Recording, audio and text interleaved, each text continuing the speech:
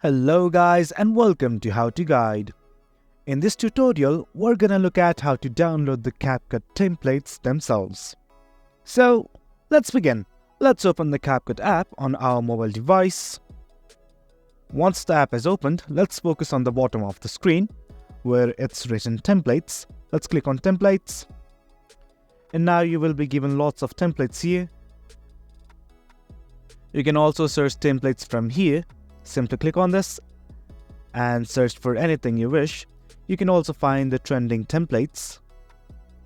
For now, I want to download this template. Let's click on it. You can like this video. You can comment as well.